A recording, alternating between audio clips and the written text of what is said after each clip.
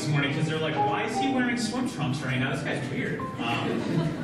My name is Matthew Updegrove. I've been putting this off for about 11 years since I became a follower of Christ. So Pastor Kirk had sent out a text message to our missional community, and I kind of knew it was time. So I have a beautiful wife, Lauren, my two daughters, Mackenzie and Nora. Lauren and I have been married for 10 years. What I do is I work in human resources for the state. I think I have the best job in the world. I love what I do. I get to interact with people all day, and I get to see different kind of parts of them, both positive and negative. My story is really about seed planting.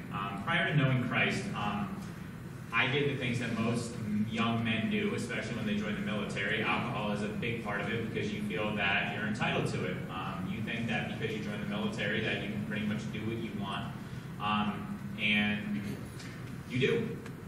I spent a lot of time partying when I got back from basic and AIT, and I justified my actions that way.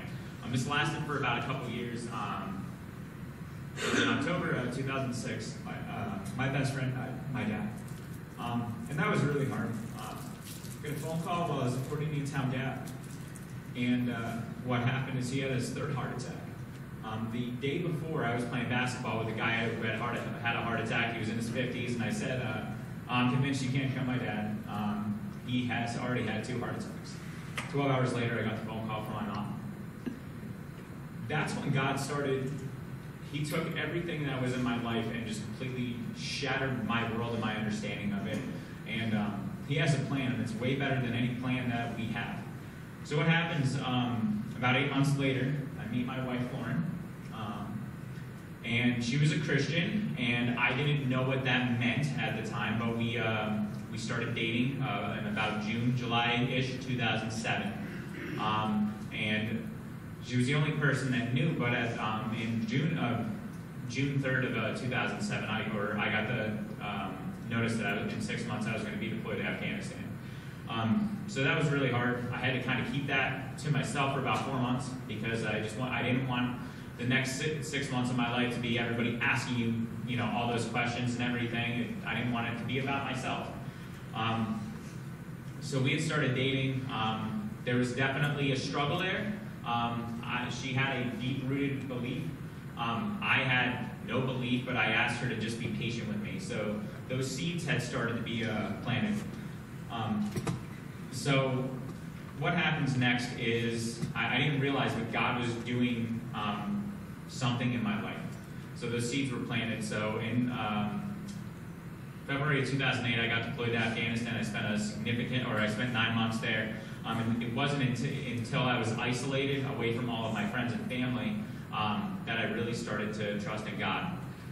While I was over there, I remember I was at Bagram Airfield during a worship service, and that's when I accepted Christ into my heart. Over the last several years, my life has completely transformed. We started attending a church, Victory Church, over in Greenfield.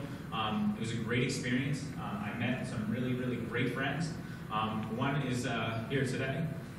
Every single Monday, we talk on the phone, and that conversation means a lot to me. So thank you, Luke. He's been there through a lot. Birth of both of our kids, and that's been pretty amazing. My life is different because I used to just look at myself. I was an only child. I had a foster sister, but she was out of the house by the time I was 6. And it really, since I've begun to know Christ, I stopped having that internal focus. It's not about me anymore, and it's been unbelievable how when you start serving God, what He does for you in your life. It's been amazing. And through that journey of Victory, what Victory's big thing is they tell you to take your next step wherever that may be. So we were there for about 7 years. We started teaching in kids ministry. That has drastically changed my life to the point where we came to Hope today. We've been here for about 2.5, 3 years. What's pretty amazing is that since we've come here, we've gotten, Lauren and I have both gotten more deeply involved in the Bible. We understand it better. Kirk and Joe, you guys do an unbelievable job preaching, leading this church, and I can tell you, I hope that you guys have both seen a growth in me and my wife since we've been here. You guys have given us leadership opportunities. You guys have given us opportunities in a kids ministry, Awana, what I love is that you've trusted my wife and I to do that very early on, every day that I'm here, I want to make you guys proud.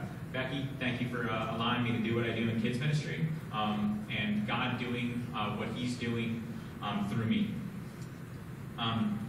Hope is an amazing place. What I noticed this morning is I looked over here, and essentially the first 5 rows pretty much make up our missional community.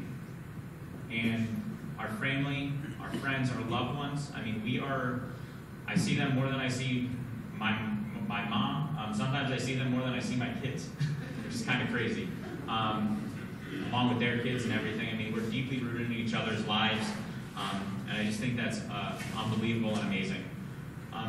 So really, actually, my testimony is a love story.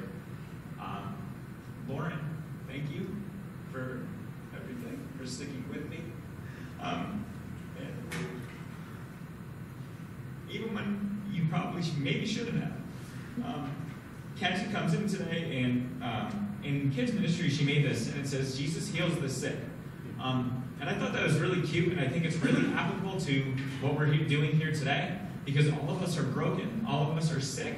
But it made me smile, and I'm so glad that we get to raise our kids in a Christian household, in a Christian home, and get to be, and that they get to have the opportunity here to be with a lot of you guys that serve our kids, that just love them every single day. And Lauren, again, thank you so much for always sticking with me.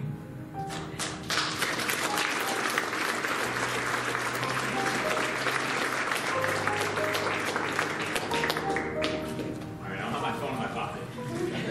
No shoes on, so that's good. Yep. I love you, brother. Nice. I love you.